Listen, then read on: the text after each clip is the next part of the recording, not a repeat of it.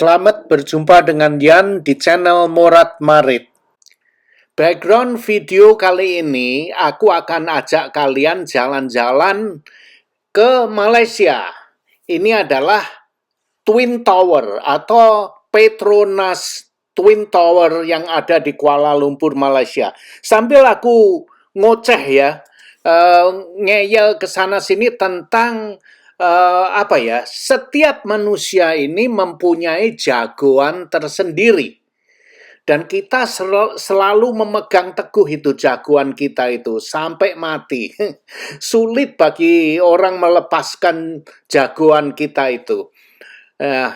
Terus aku juga ingin membicarakan tentang dunia kita ini seperti ibaratnya ya, seperti laboratorium yang terbesar di jagat kita ini ya. Apa yang saya maksud? Silahkan ikuti ceritaku sampai selesai ya. Oke, ini adalah Twin Tower yang ada di Malaysia. Nanti aku ajak kalian jalan ke mall itu, Mall Surya Mall. Silahkan ikuti, semoga kalian terhibur dengan ocehan aku ini. Oke, aku akan cerita tentang jagoan. Jagoan itu apa ya? Di dalam diri kita ini, kita mempunyai jagoan ya. Seperti misalkan, jago kita siapa? Misalkan kita lihat sepak bola ya, sepak bola mana, tim mana yang kita pegang, yang kita senangi. Nah, itulah yang aku maksud. Begitu juga dengan kita melihat dunia ya. Kita melihat pro mana kita. Ada orang yang pro negara Palestina misalkan, ada orang yang pro Amerika, ada orang yang pro Rusia, ada orang yang pro China. Itu selalu ada ya. Lumrah, tidak ada salahnya ya. Tapi yang saya maksud ini kadang-kadang kita itu ke bawah dan terpengaruh dengan jago pilihan kita itu. Dan di dunia media juga banyak propaganda tentang jago-jago ini. Jago dari manapun juga mengeluarkan satu video propaganda tentang negara mereka yang terbaik. Negara ini terbaik. Sehingga kenapa aku cerita soal ini? Aku tidak mau kalian itu terpengaruh dengan propaganda yang ada di luaran sana ya. Kalian memilih jago kalian tuh nggak ada salahnya ya. Kalau kalian ngerti nggak apa-apa. Kalau itu memang yang kalian pilih nggak apa-apa. Tapi kebanyakan ya orang yang terpengaruh, termakan dengan propaganda itu, mereka itu tidak mengerti apa yang mereka kerjakan. Nah itu dia, itu payahnya. Kalau kalian ngerti nggak apa-apa, itu urusan kalian ya.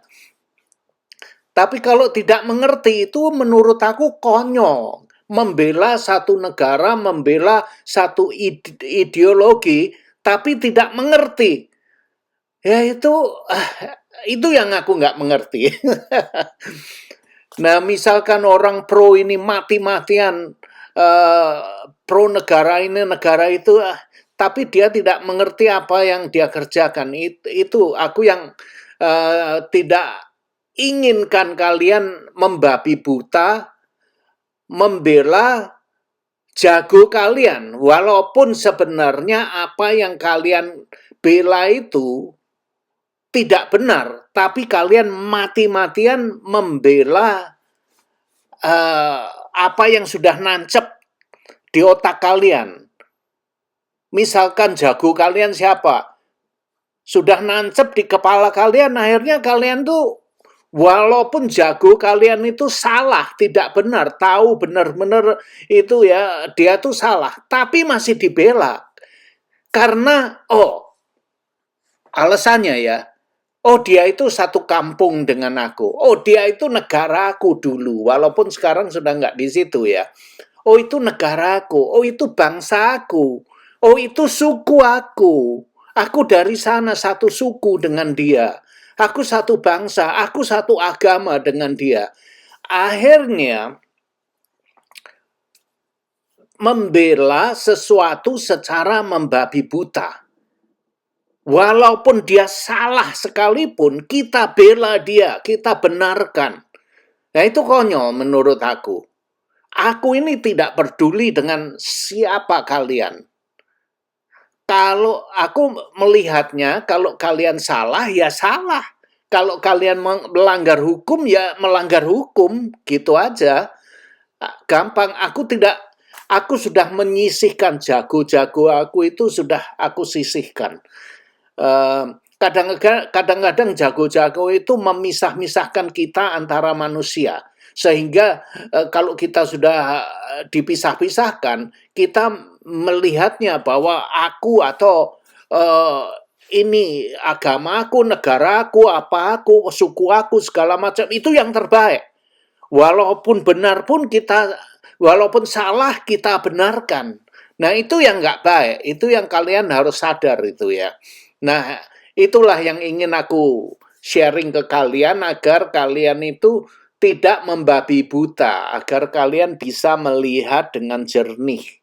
Kalau orang itu salah, ya salah gitu loh. Kalau negara itu salah, ya salah gitu ya. Jangan dibenar-benarkan karena hanya kamu sepihak atau sebangsa, sesuku, seagama itu nggak benar menurut aku ya. Terserah kalian nih. Aku hanya mau ngeyel aja di sini. Itu hak kalian. Terus kenapa aku mau bicara tentang jagat kita ini, dunia kita ini seperti laboratorium ya. Semuanya untuk eksperimen aja, untuk percobaan. Kita ini adalah contoh. Aku adalah contoh, kamu adalah contoh. Ibaratnya seperti apa ya? Ekstalase toko itu loh. Kalau kalian ke mall di depannya itu kan dipajang ada maniken, ada bonek orang-orangan yang di pakai pakaian ini, pakai tas ini untuk reklame lah, untuk marketing aja. Nah, kita itu sebagai contoh seperti itu. Aku mempunyai kehidupan seperti aku. Ya, yang seperti kalian lihat ini. Nah, ini adalah contoh hidup yang nyata untuk kalian lihat. Kalau kalian mau mempelajari ya silahkan, kalau tidak ya silahkan, mau dicontoh ya silahkan, enggak ya enggak apa-apa. Mau dibenci ya silahkan, itu urusan kalian tuh. Nah, kamu sendiri itu juga contoh hidup. Nah, ini si A, si B, tetangga kamu itu semua itu contoh hidup untuk kita lihat, untuk kita pelajari. Alam semesta memberikan kita contoh seperti itu. Oh, dia maling. Oh, dia koruptor. Oh, dia pelacur. Oh, itu dia perampok. Oh, dia itu dokter. Dia insinyur, segala macam. Kita diberi contoh seperti itu. Nah, kita juga diberi hak untuk memilih mau jadi apa kita ini. Nah, itu dia.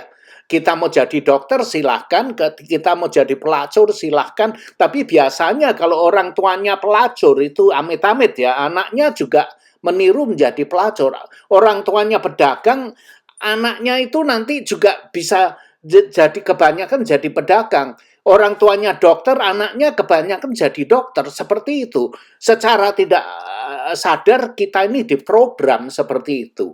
Nah, yang diprogram itu sudah nancep ke diri kita. Terus kemudian kalau kita sudah dewasa, kita mempunyai hak untuk memilih, kita mempunyai hak untuk merubah kehidupan kita. Kita bisa merubah kehidupan kita, tapi aku tidak bisa merubah kalian. Kalian tidak bisa merubah orang lain, tapi kalian bisa merubah diri kamu sendiri bila kamu mau berubah. Nah, itu hak kamu itu. Dalam kehidupan ada orang yang memprioritaskan aku harus kawin.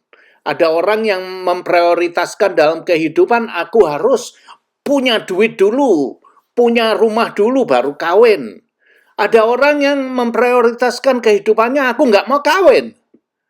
Ya, terus ada orang yang memutuskan aku ingin jalan-jalan, aku ingin keliling dunia, aku ingin mendaki gunung, aku ingin jadi penyanyi. Ya itu semua adalah uh, hak kita ya.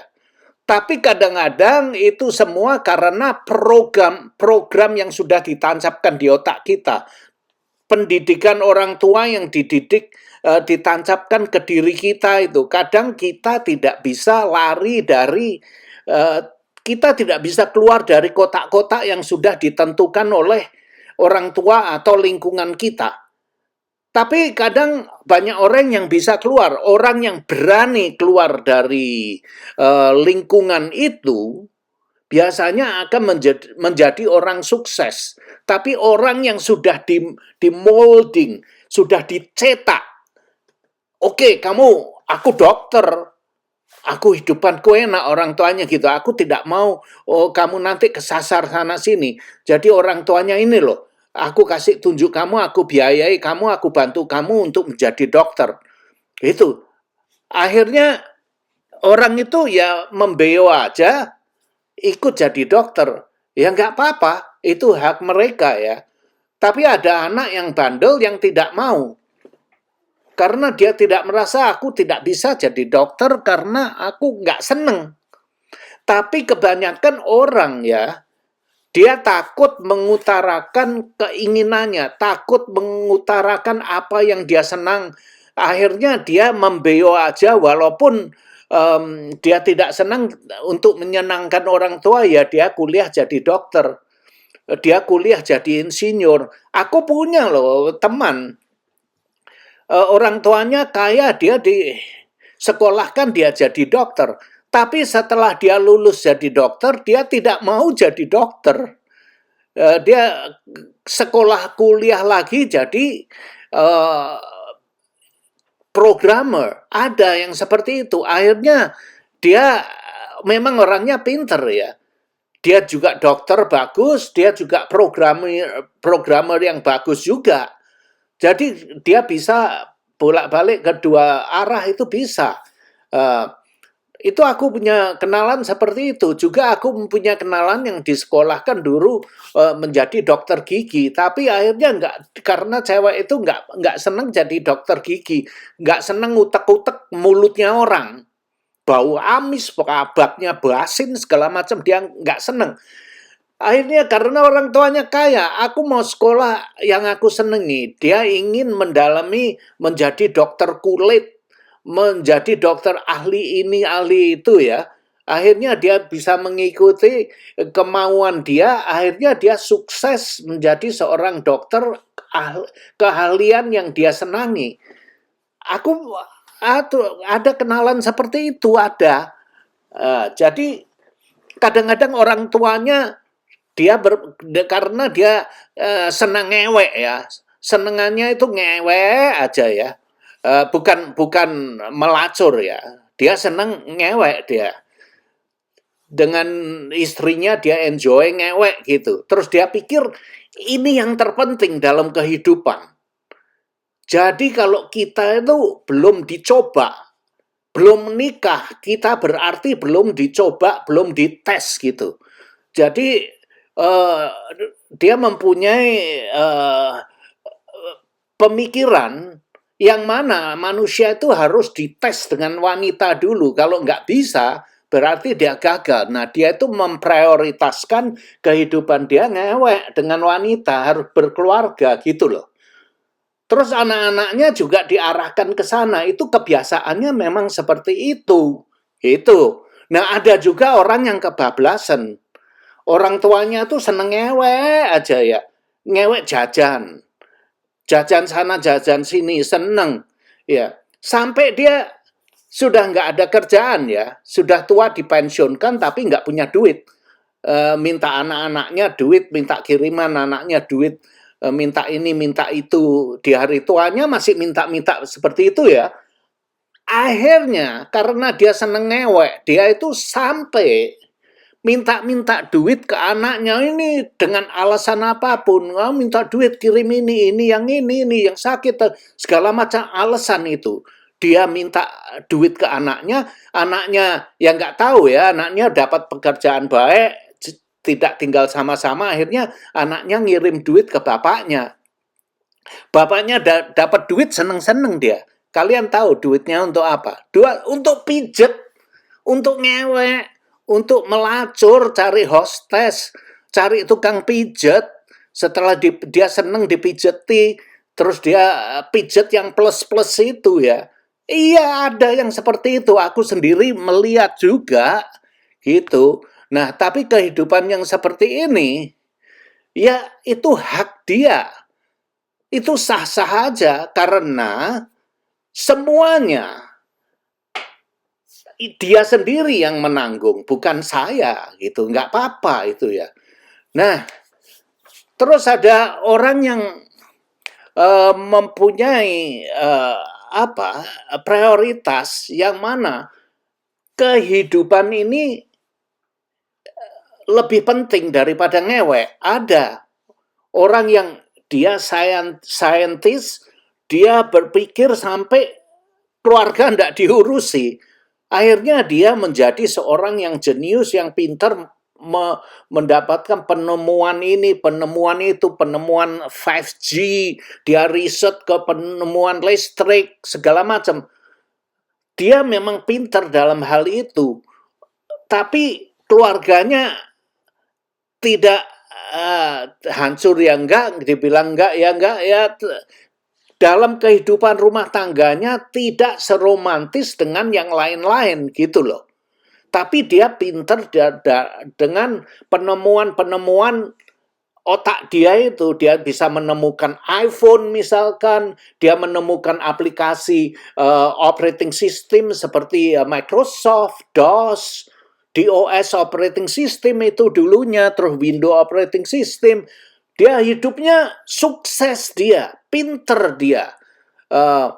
Tapi keluarganya ya gitu, tidak diperhatikan itu. Jadi dia melihat sukses itu lain dengan orang yang melihat sukses hanya ngewek aja, hanya mau anak beranak.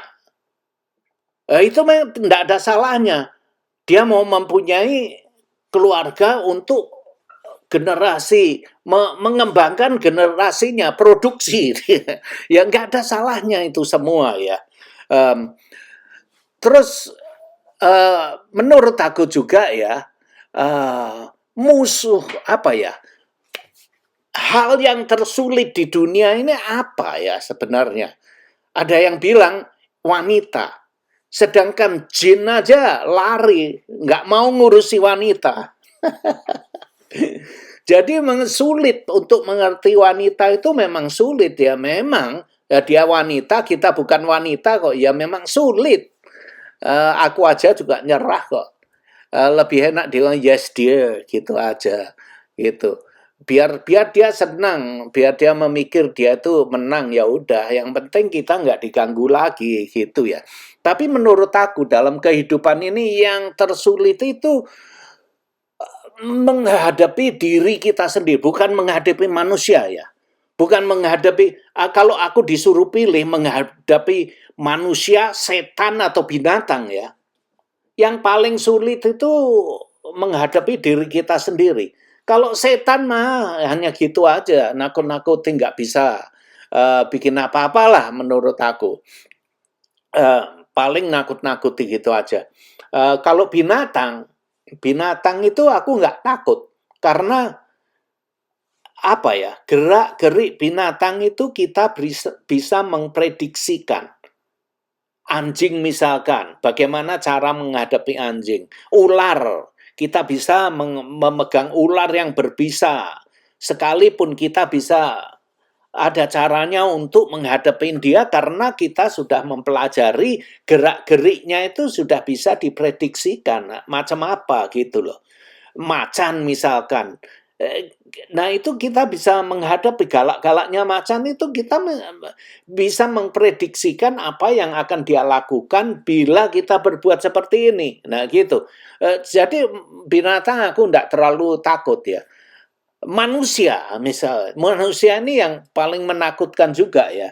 Kita tidak bisa memprediksikan apa yang akan dikerjakan oleh manusia. Misalkan orang ini mengatakan, wah alim, pakai baju agamis, dia sembahyang sampai jungkir balik segala macam.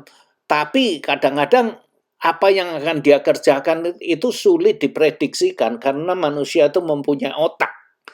Nah, dia bilang, oh dia baik, saya baik gitu. Kalau ada orang bilang aku ini baik, kamu harus percaya dengan aku. Wah, aku lari.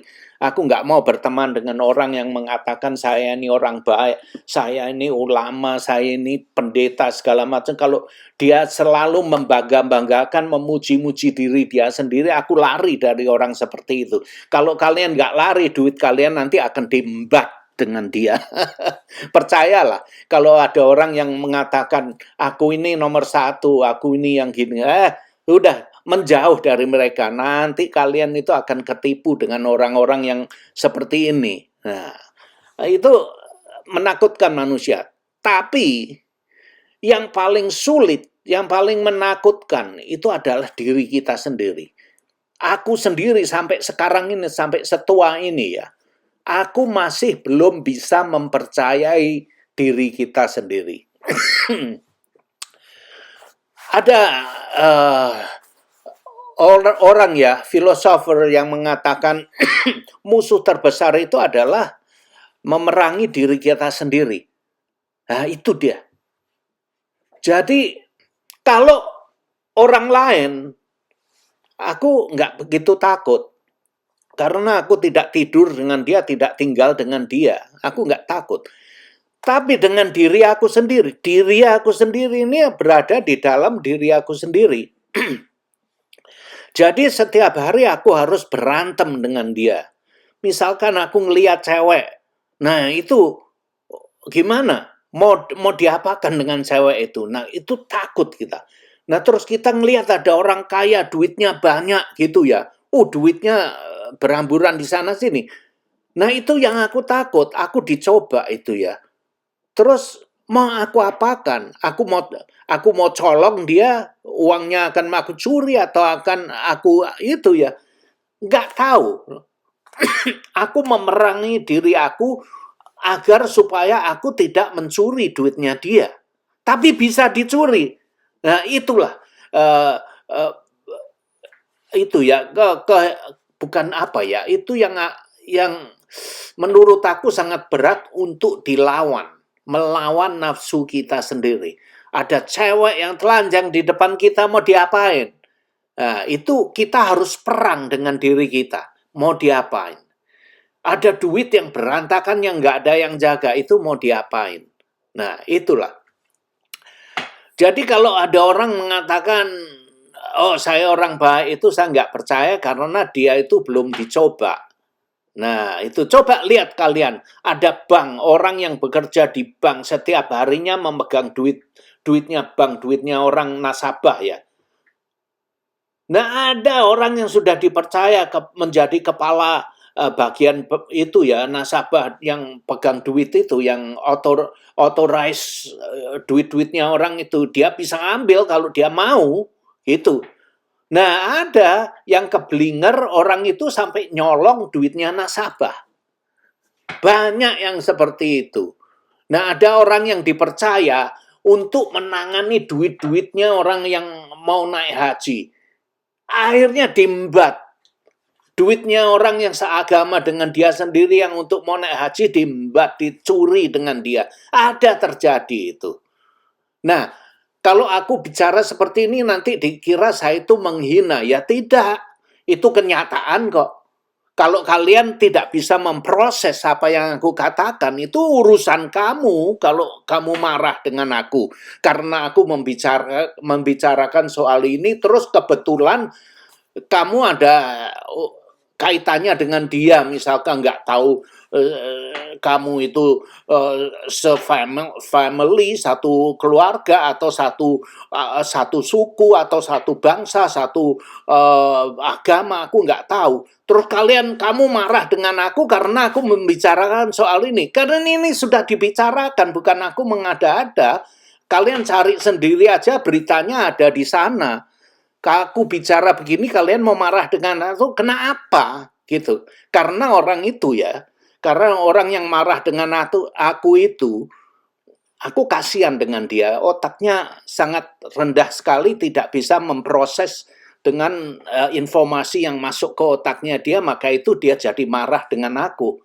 Nah itu tadi dia adalah orang yang tidak bisa menghandle dirinya sendiri. Nah itu yang aku bicarakan ini.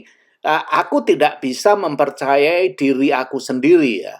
Karena setiap hari aku harus berantem. Informasi yang masuk ke diri aku harus memproses. Nah, diri aku ini berada di dalam diri aku. Itu urusan internal, urusan dalam negeri diri aku. Nah, kalian juga, setiap manusia ini mempunyai problem setiap bangun pagi itu menghadapi harus perang dengan diri kalian sendiri. Nah itu tadi, misalkan ada orang yang marah, dia itu tidak bisa menghandle dirinya sendiri, tidak bisa mengabsorb itu, menerima, mengolah, memproses informasi apa yang dia lihat, apa yang dia dengar, sehingga dia tidak bisa memprosesnya dengan normal atau dengan secara waras, orang waras ya, karena pikiran dia orang sakit, dia itu orang gila, orang gendeng yang tidak mampu memproses, sehingga dia marah dengan aku karena aku berbicara seperti ini. Nah itu dia.